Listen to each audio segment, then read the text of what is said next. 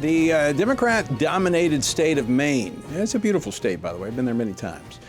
Well, they continue to dig their heels in on their stance on men and women's sports. All right, I played the clip at the top of the program of the Governor Mills interacting with President Trump. But this fight has evolved even more. Now the state is refusing to adhere to federal policy.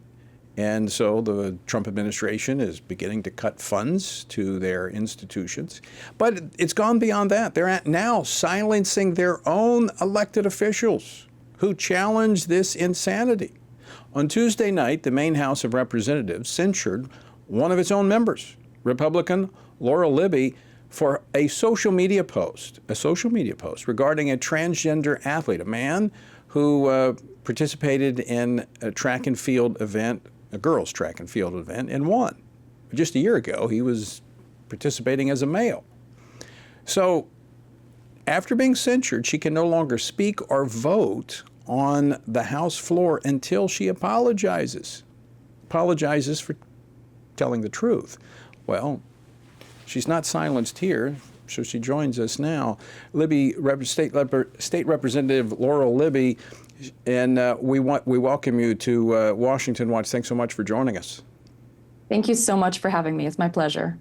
So let me just let you set the stage here. The social media post that you put on, I believe, a Facebook page over the weekend about a transgender athlete, track and field, a guy who won a pole vaulting contest in a women's track and field event. You put that out there, and as a result, you were silenced. Yeah, absolutely. I certainly had no idea that the post would go viral, but the truth has a way of getting out. And so last Monday night, a week and a half ago, this young man won the Maine State Championship for the pole vault in the girls category.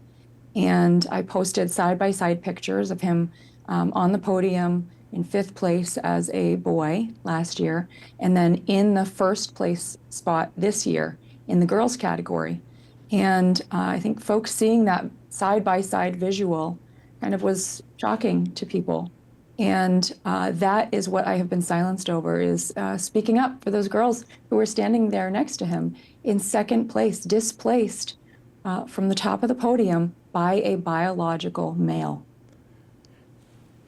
I'm struggling with this as a former state legislator, understanding, number one, when you're in the well of the House, as long as you're not attacking someone else, you have the freedom of speech. You can't be censured in that standpoint. But this was in your private time, your private capacity as an individual putting something on a social media platform. How did they have the right to silence you for that? Well, I don't believe that they do have the right. That's still in question. But it is unprecedented. Never in Maine's history has a sitting legislator been censured in this way for anything outside of the State House. So what does this mean? What does this mean? You can't speak, you can't vote. I mean, how do you represent the people you were elected to represent? I can't. This has silenced me. This has silenced Maine girls, and this has silenced my constituents, all 9,000 of them that elected me to represent them. I no longer can be their voice in the State House, and I cannot vote for them. And I do not believe that that is constitutional. So what are the next steps for you? I can tell you're a fighter. I don't know. I'm not sure the motivation here. If your background is in women's sports, you're competitive, but I can see you're a fighter, and you're not going to let this go. Yeah, I am a longtime runner, and I'm not going to let this go because I and others are standing for what's right and the truth. And we're standing in the gap for girls, Maine girls, who are having their rights stripped away. And so next steps are still up for debate. We're exploring options, but I do believe that the Speaker is not within constitutional grounds to strip me of the ability to speak for my constituents. Now, how many Republicans are in the State House? We have 73 Republicans, 76 Democrats, and 2 independents. But let me tell you this. Last November, when we had our most recent election, the Democrats won the majority by 60 votes across the entire state. That's how slim their majority is. So are the Republicans standing with you? Yeah, absolutely. The Republican caucus stands very firmly and strongly in support of Maine girls and their rights and their right to have a fair and level playing field. Well, if you look at the, polls, I'm not a big one on polls, but polls do kind of give you a snapshot of where people stand, and the public's pretty fickle.